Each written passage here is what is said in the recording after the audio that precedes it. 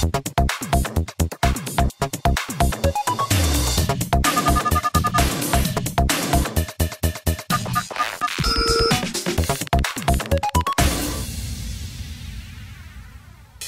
u Europsku uniju Hrvatskoj donosi i neke odgovornosti.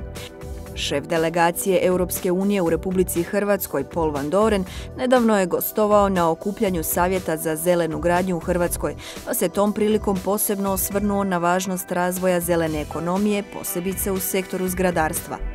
Što je uopće zelena gradnja, upitali smo predsjednicu Savjeta za zelenu gradnju u Hrvatskoj, Vedranu Likan. Zelena gradnja kao pojam može se svesti na definiciju, naravno ona na svojevrsnoj globalnoj razini, odnosno iz internacionalne perspektive, definira se kao cjeloviti pristup osmišljavanju, izvedbi i korištenju građevina sa vođenjem računa u stvari o 4 bitna aspekta, a to je što manji negativni ekološki otisak, briga za korisnike, ekonomska isplativost, odnosno održivost projekta i svakako kulturološko očuvanje nasljeđa, odnosno podneblja, usklađeno sa podnebljem u kojem se građevina nalazi. Da zelena gradnja nije trend, govori činjenica da je ona prisutna već dugi niz godina.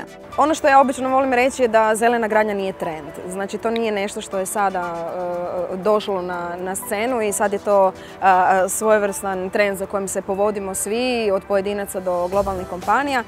Već godinama kompanije koje imaju tu društvenu odgovornost, odnosno društveno odgovorno poslovanje, vode računa i o vlastitoj potrošnji i o vlastitom tom negativnom otisku što prema korisnicima samih objekata, korisnicima njihovih proizvoda, pa onda tako i otisku, odnosno odnosu prema prirodi. Zelena gradnja je jednostavno svojevrsna reperkusija tog novog, osviještenog ponašanja koji da, iskreno je proizašao od korporacija, odnosno od velikih globalnih kompanija. No uvijek je mala grupa ljudi bila pokretač promjena. Individualci na neki način su u stvari najveći pokretači na našem tržištu. Mi kroz Savjet za zelenu gradnju imali smo evo i tu sreću i iskustvo upoznati se i sa prvim graditeljima slamnatih kuća i sa prvim graditeljima novih kuća od blata, odnosno od zemlje.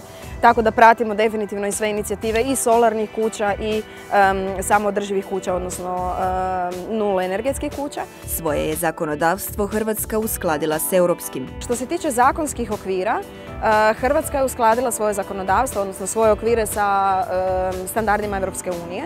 Tako da tu nemamo zaista nikakve brige, pitanje je samo na koji način se to u provedbi realizira. Energetski učinkovita gradnja je zapravo dio hrvatske tradicije. Stoga Hrvatska neće morati prijeći dalek put kako bi se uskladila sa strogom europskom regulativom.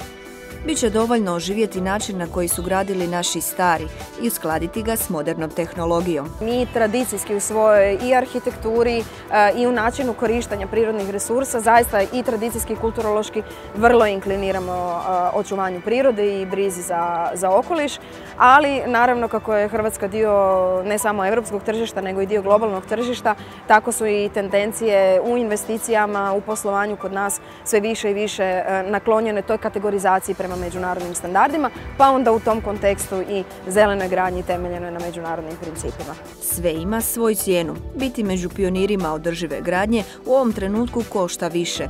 No što mogu očekivati oni koji se ipak odvaže na zelenu gradnju? Ako govorimo o brojkama, imamo vrlo konkretne pokazatelje.